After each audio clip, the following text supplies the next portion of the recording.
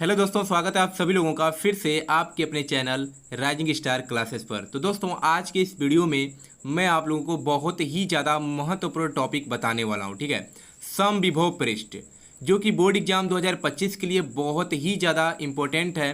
समविभव पृष्ठ क्या होता है और समविभव पृष्ठ के गुण या विशेषताएं क्या होती हैं, ये हर साल पेपर में पूछा जाता है। तो वीडियो को पूरा देखिएगा, कैसे लिखना है सब कुछ यहाँ पर लिखा गया है, सेम टू सेम ऐसे ही आपको पेपर में लिखना है। तो समविभव पृष्ठ क्या होता है? तो वैद्युत क्षेत्र में स्थित ऐसा पृष्ठ जिस पर स्थित प्रत्येक बिंदु समान विभव पर हो, समविभव पृष्ठ कहलाता है। इसका क्या मतलब है? तो परिभाषा में बताया गया है कि सबसे पहले एक वैद्युत क्षेत्र है। तो मान लेते हैं ये एक वैद्युत क्षेत्र है, इनके बीच में एक ऐसा पृष्ठ स्थित है जिस पर स्थित प्रत्येक बिंदु, ठीक है, जिस पर स्थित प्रत्येक बिंदु समान विभव पर हो, उसी को समविभव पृष्ठ कहा जाता है। ठीक है, इसके नाम से ही पता चलता है, समविभव मतलब समान विभव। तो जिस पृष्ठ पर स्थित प्रत्येक बिंदु समान विभव पर हो, वही समविभव पृष्ठ कहलाता है।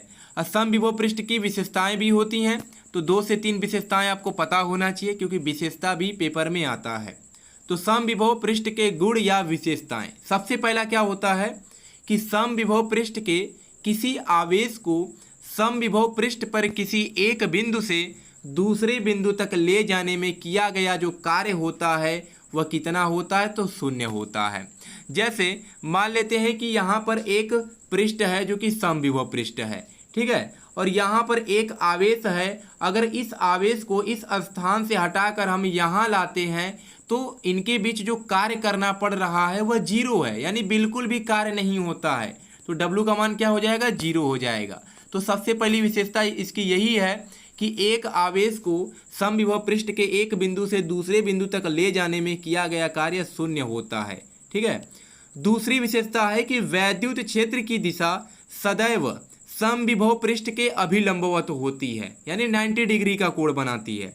वैद्युत क्षेत्र और समविभव पृष्ठ एक दूसरे के क्या होते हैं? अभिलंबवत होते हैं।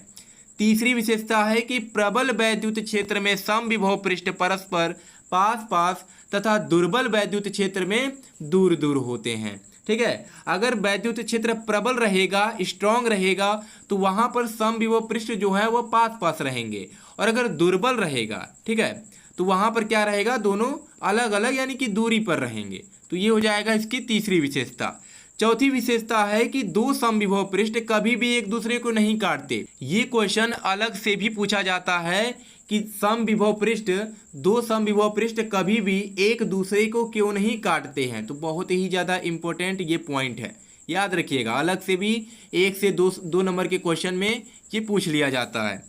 तो दो समविभव पृष्ठ कभी भी एक दूसरे को नहीं काटते हैं, क्योंकि अगर वो एक दूसरे को काटें तो उनके कटान बिंदु पर खींचे गए 2 अभिलंब होंगे, और उस बिंदु पर वैद्युत क्षेत्र की 2 दिशाओं को प्रदर्शित करेंगी, जो कि असंभव है। ठीक है, 2 दिशा कभी भी एक बिंदु पर नहीं प्रदर्शित हो सकता है। लेकिन यहाँ पर अगर 2 समविभव पृष्ठ एक दूसरे को काटते हैं तो उनके कटान बिंदु पर खींचे गए 2 अभिलंब हो जाएंगे, जो उस बिंदु पर 2 वैद्युत क्षेत्र की दिशाओं को प्रदर्शित करेंगी, जो कि असंभव है। इसलिए 2 समविभव पृष्ठ कभी भी एक दूसरे को नहीं काटते हैं। तो समविभव पृष्ठ की परिभाषा और उसकी विशेषताएं आपको याद होना चाहिए, ठीक है, क्योंकि पेपर में हर बार पूछा जाता है। तो अभी इसको याद कर लीजिए। तो चलिए मिलते हैं नेक्स्ट वीडियो में एक नए टॉपिक के साथ। तब तक के लिए धन्यवाद।